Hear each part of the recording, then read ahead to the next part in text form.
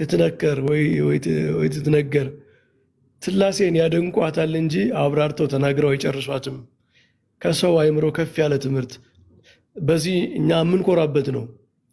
ምክንያቱም ነገረ ሃይማኖታችን እንደ ሳይንስና እንደ ኬሚስትሪ ዝም ብሎ ማንኛውም ሰው አይምሮ የሚያወራርደው ትምህርት ቢሆን ስህተትነቱ በራሱ ይታወቅ ነበረ እና ሚስጥረ ሥላሴን ሊቃውንት ምን ይሉታል መሰላችሁ? ሚስጥረ ሥላሴ የአይምሮ መስቀል ነው ይሉታል።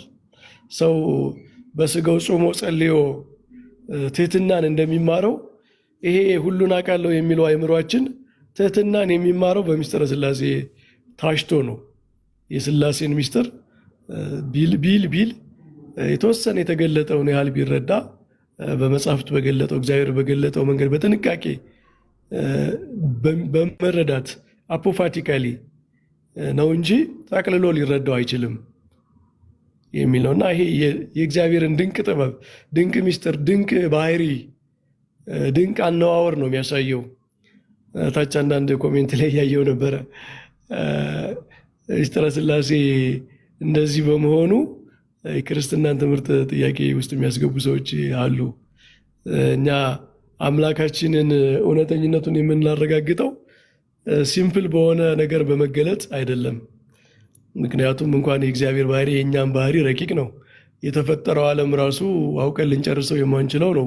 በጣም ግዙፍ ነው እና እንዲያውም ይሄ ሰው ያልፈጠረው ትምህርት እንደሆነ እኮ ይታወቃል አይደል? ሰዎች እግዚአብሔርን እንዲህ ብለን እንዲፋይን እናድርገው ብለው ያልፈጠሩት የተገለጠ ከሰው ከፍ ያለ ትምህርት እንደሆነ የሚያሳይ ነው ሚስጥረ ሥላሴ። እና ሚስጥረ ሥላሴን በቲዮሎጂ ጀምረን በዶክሶሎጂ ነው የምንጨርሰው። ማለት እግዚአብሔር ምን ድንቅ ነው፣ ምን ረቂቅ ነው ብለን ነው የምንጨርሰው እንጂ አውቀነዋል፣ ጨርሰነዋል፣ ጠቅለለነዋል፣ ፈጽመነዋል ብለን እንደዚህ አባቶቻችን ምንድን ነው የሚሉ በሃይማኖት አበው እኛስ የምንችለውን ያህል ተናገርን፣ ባህሪያችን የሚፈቅደው እውቀታችን የሚፈቅደውን ያህል ተናገርን ነው የሚሉት። በቃ ይሄ የሰው አይምሮ የሰው ቋንቋ የሚገልጸውን ያህል ነው የሚነገረው። ከዚያ ያለፈው ግን በመንግስተ ሰማያት ራሱ ገና የሚገለጥልን የምናውቀው ብዙ ሚስጥር አለ። ከነገራችን ላይ በመንግስተ ሰማያት ከሚጨመርልን እውቀት አንዱ እኮ የሚስጥረ ሥላሴ እውቀት ነው። አሁን የሚያደናግሩን ነገሮች ሁሉ በኋላ ግልጥ ይላሉ ማለት ነው እና እንደው ሁሉንም ነገር አብራርተንም አንጨርሰውም። ግን ቃላት ይገኙ ይችላሉ በየመጽሐፍቱ በሃይማኖተ አበውም በትርጓሜም በሌላም ቦታ ሊገኙ ይችላሉ። ምን ማለት ናቸው ተብሎ ይተረጎማል እንጂ ፈጽሞ እንደዚህ ከተባለማ ቀጥታ ነሰሰሪሊ ይሄን ትርጉም ይሰጣል ካል መጽሐፍቶቻችን ኤዲት ማድረግ ልንጀምር ነው ማለት ነው። የሊቃውንትን መጽሐፍት እንዲህ አይነት ቃል ሲገኝ ማረም ልንጀምር ነው ማለት ነው እና ይሄ የሚያስማማና አካሄድ አይመስለኝም። ግን ሰሙ መተርጎም አለበት፣ መብራራት አለባቸው፣ የተሳሳተ ትርጉም እንዳይሰጡ መታየት አለባቸው የሚለው ማንም ሊስማመው የሚገባ ሀሳብ ነው።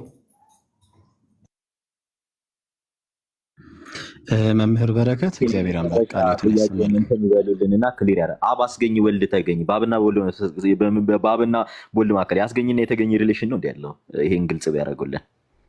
አብ አስገኝ ወልድ ተገኝ የሚል ሪሌሽን አላቸው ሲባል ነበርና በአብና በወልድ መንፈስ ቅዱስ በአብና በወልድ መካከል ያስገኝና የተገኘ ሪሌሽን ነው ያለው።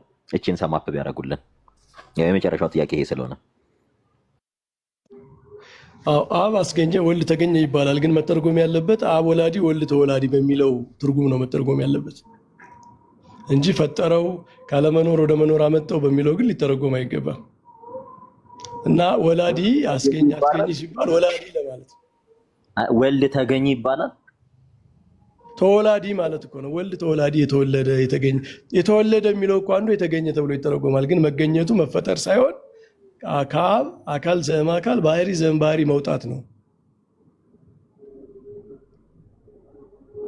ተገኝ ሲል ወርዱ ተፈጣሪ ማለትን አይደል? እንዲቀጥታ ቢሾው የሚያደርገን መምህር እንደዛ ከሆነማ እንደዛ አይደለም እኮ። ለምሳሌ ክርስቶስ ከመቤታችን ተገኘ ሲባል ፈጠረችው ማለት ነው።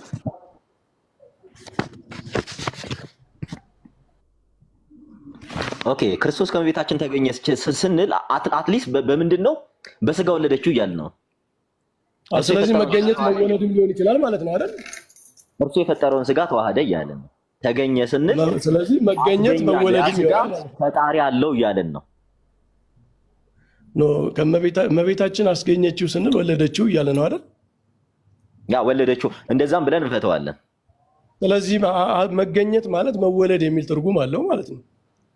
መፈጠር ብቻ አይደለም። ወልድ ተገኘ የሆነ ሪሌሽን አላቸው እያሉኝ ነው።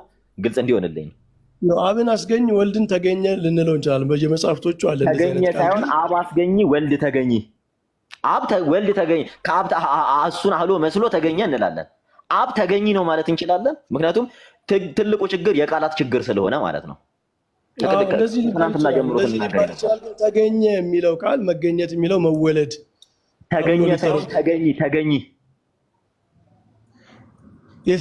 ተገኝ የሚል ቃል እኮ ራሱ በአማርኛው በጣም ስትሬንጅ ቃል ነው። ተወላዲ የተገኘ ነው የሚባለው፣ ከአብ የተገኘ ዳሲት። አሁን እኛ እያልን ያለ የተገኘ እንላለን። ከእውነተኛ አምላክ የተገኘ እውነተኛ አምላክ ነው ምንለው። አብ አስገኝ ወልድ ተገኝ ነው ምን ማለት እንችላለን ወይ? አሁን ትልቁ ጥያቄ እዚህ ጋር ነው። ለአብ አስገኝ ይባላል፣ ወልድ ደግሞ ከአብ የተገኘ ይባላል። ግን መገኘት ምንድነው?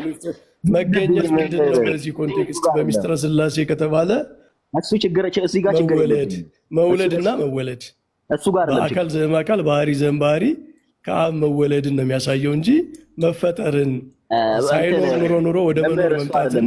እኔ ጥያቄ እሱ ሳይሆን አብ አስገኝ ወልድ ተገኝ ይባላል ወይ? ተገኝ ምክንያቱም